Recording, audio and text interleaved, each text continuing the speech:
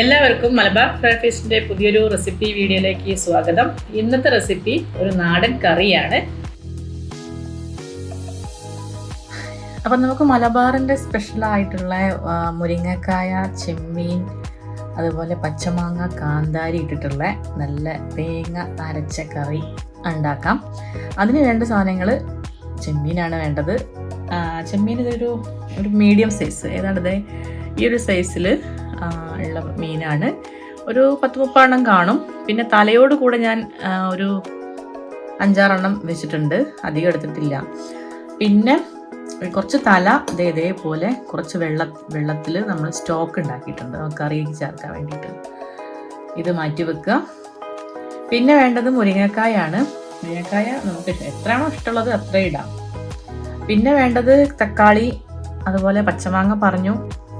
ഇതിലേക്ക് ഇഞ്ചി, വെളുത്തുള്ളി, പച്ചമുളക് വേണം. പച്ചമുളക് ഞാൻ കാന്താരി ഉള്ളതുകൊണ്ട് അതാണ് എടുത്തിട്ടുള്ളത്. കറിവേപ്പില. പിന്നെ തേങ്ങ അരയ്ക്കാൻ തേങ്ങയുടെ കൂടെ ചെറിയുള്ളി വേണം, ഒരു 3-4 എടുക്കാം. പിന്നെ വേണ്ടത് പെരിഞ്ജീരകമാണ്. പെരിഞ്ജീരകം ഞങ്ങൾ മലബാറിൻ്റെ ഏതൊരു ഡിഷിലും ഒരു നോൺ വെജിൻ്റെ ഐറ്റംസിലാണെങ്കിലും നമ്മൾ പെരിഞ്ജീരകം ചേർക്കും. അപ്പോൾ പെരിഞ്ജീരകം കുറച്ച് മതി, ഒരുപാടൊന്നും വേണ്ട. മഞ്ഞൾപ്പൊടി വേണം, മുളക് പൊടി വേണം, പിന്നെ ഉപ്പ് വേണമെങ്കിൽ മാത്രം പുളി ചേർത്താൽ മതി. പുളി ചേർത്തിട്ടുണ്ടെങ്കിൽ നമ്മൾ കറിയുടെ കളറ് കുറച്ചൊന്ന് മാറും. അത് കാരണം നമ്മളതിനകത്ത് അധികം ചേർക്കാറില്ല. ചില ആളുകൾക്ക് തക്കാളീൻ്റെയും മാങ്ങയുടെയും പുളി പോരാൻ തോന്നുകയാണെങ്കിൽ മാത്രം കുറച്ച് പുളി ചേർത്ത് കൊടുക്കാം. പക്ഷേ ഇത് മാത്രമുള്ളതാണ് രസം, കഴിക്കാൻ ടേസ്റ്റ് ഇങ്ങനെയാണ്. പിന്നെ നമ്മൾ വെളിച്ചെണ്ണയിലാണ് തയ്യാറാക്കുന്നത്. അതിന് കൂടെ കടുകും വറ്റൽമുളകും നമ്മൾ താളിച്ച് ചേർക്കുകയും ചെയ്യുന്നുണ്ട് കേട്ടോ. ഓക്കെ, അപ്പം നമുക്കിതിൽ മിക്സിങ് തുടങ്ങാം. ആദ്യം ഞാനൊരു മൺചട്ടിയിലാണ് ഈ കറി ഉണ്ടാക്കാൻ പോകുന്നത്. ഇതിനകത്തേക്ക് നമ്മൾ ചതച്ച് വെച്ചിരിക്കുന്ന ഇഞ്ചി, പച്ചമുളക്, പിന്നെ വെളുത്തുള്ളി ഇത് ചതച്ചതാണ് ഇട്ട് കൊടുത്തിട്ടുള്ളത്.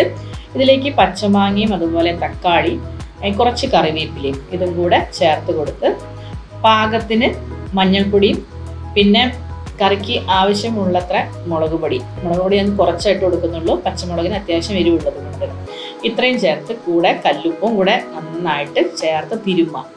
നന്നായിട്ട് ഉടച്ചെടുക്കണം. തക്കാളി നന്നായിട്ട് ഉടയുന്ന പാകത്തിന് നന്നായിട്ട് തിരുമ്മിയെടുക്കുക.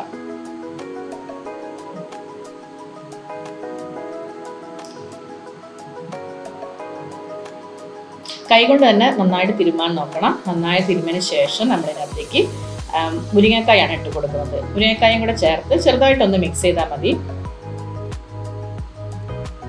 ഇനി ഇതിനകത്തേക്ക് ഞാൻ തലയോട് കൂടെ എടുത്തു വെച്ചിരിക്കുന്ന ചെമ്മീനും പിന്നെ അല്ലാത്ത ഒരു 5-6 ചെമ്മീനും കൂടെ ഇട്ട് കൊടുക്കുന്നുണ്ട്. അതുകൂടെ ഇതിന് കൂടെ തന്നെ വേവാൻ വേണ്ടിയിട്ടാണ് മിക്സ് ചെയ്യുന്നത്. ഇതിലേക്ക് നമ്മൾ ഉണ്ടാക്കി വെച്ചിട്ടുള്ള ചെമ്മീൻ്റെ സ്റ്റോക്ക് ഉണ്ടല്ലോ, ആ വെള്ളമാണ് ഒഴിച്ചു കൊടുക്കുന്നത്.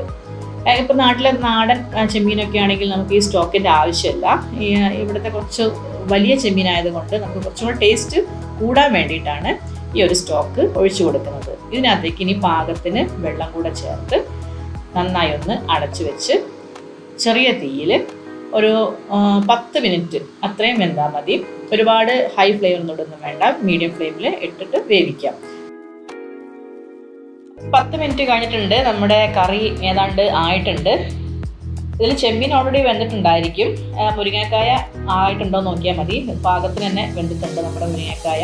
ഇതിനകത്തേക്ക് ചേർത്ത് കൊടുക്കുന്നത് നമ്മൾ മാറ്റി വെച്ചിരിക്കുന്ന ബാക്കി ചെമ്മീനും കൂടെ ചേർത്ത് കൊടുക്കുകയാണ്. ഈ ഒരു ചെമ്മീനും കൂടെ ചേർത്തതിന് ശേഷം ഒരു 5 മിനിറ്റും കൂടെ ഒന്ന് മൂടി വെച്ചിട്ട് വേവിച്ചു കൊടുക്കാം. അത്രയും മതി. അപ്പോഴേക്കന്നെ നമ്മുടെ ചെമ്മീൻ വെന്തിട്ടുണ്ടായിരിക്കും. ഇനി ഇതിനകത്തേക്ക് ചേർത്ത് കൊടുക്കേണ്ടത് നമ്മുടെ തേങ്ങ അരച്ച അരപ്പാണ്. ഇതുകൂടെ ചേർത്ത് അതിനകത്തേക്ക് കുറച്ച് പാകത്തിന് വെള്ളം കൂടെ ഒഴിച്ച് വേണമെങ്കിൽ കുറച്ചുകൂടെ ഉപ്പ് ഇപ്പം ചേർത്ത് കൊടുക്കാം, ഇല്ലെങ്കിൽ ലാസ്റ്റ് ഇട്ട് കൊടുത്താലും മതി. ഈ അരപ്പും കൂടെ ചേർത്തതിന് ശേഷം ഒരുപാട് തിളപ്പിക്കാതെ ഇനി മൂടി വെക്കാതെ ചെറിയ തീയിൽ ജസ്റ്റ് ഒന്ന് ചെറുതായി ഒന്ന് ഇളക്കി അതിനെ ഒന്ന് ചൂടാക്കി എടുക്കുക മാത്രമേ പാടുള്ളൂ. ഒരുപാട് കളച്ചു പോകരുത്. മൺചട്ടി ആയതുകൊണ്ട് തന്നെ ഒരുപാട് കുറുകി പോകാനും പാടില്ല. അപ്പോൾ ഒരു പാകത്തിന് ഇതൊന്ന് ചൂടായി കിട്ടിയാൽ മാത്രം മതി. അതിനുശേഷം നമുക്ക് തീ ഓഫ് ചെയ്ത് ഇതിനകത്തേക്ക് കറിവേപ്പിലയും അതുപോലെ കുറച്ച് താളിച്ചത് ചേർത്ത് കൊടുക്കുക. കറിവേപ്പിലയും വറ്റൽമുളകും കടുകും വെളിച്ചെണ്ണയിൽ താളിച്ച് ചേർത്ത് കൊടുത്തതാണ്. നേരെ മൂടി വെക്കുക. ഇത് അല്പസമയം കഴിഞ്ഞിട്ട് എടുത്താലാണ് കൂടുതൽ ടേസ്റ്റ്. ഉടനെ തന്നെ കഴിക്കുന്നതിന് കുഴപ്പമില്ല, പക്ഷേ അതിനകത്തേക്കുള്ള ടേസ്റ്റ് ഇറങ്ങി വരണമെങ്കിൽ കുറച്ച് സമയം വെച്ചതിന് ശേഷം മാത്രം ഇത് ചോറിൻ്റെ കൂടെയോ അല്ലെങ്കിൽ പുട്ടിൻ്റെ കൂടെയൊക്കെ നല്ല ടേസ്റ്റാണ് കഴിക്കാൻ. ചോറിൻ്റെ കൂടെയാണ് ഏറ്റവും ടേസ്റ്റ്. ഈ ഒരു കറി നിങ്ങൾക്ക് ഇഷ്ടപ്പെട്ടിട്ടുണ്ടെങ്കിൽ ലൈക്ക് ചെയ്യുക. അതുപോലെ ചാനൽ ഇഷ്ടപ്പെട്ടിട്ടുണ്ടെങ്കിൽ സബ്സ്ക്രൈബ് ചെയ്യാനും മറക്കരുത്. പുതിയൊരു റെസിപ്പി വീഡിയോ ആയിട്ട് കാണുന്നത് വരെ എല്ലാവർക്കും നന്ദി.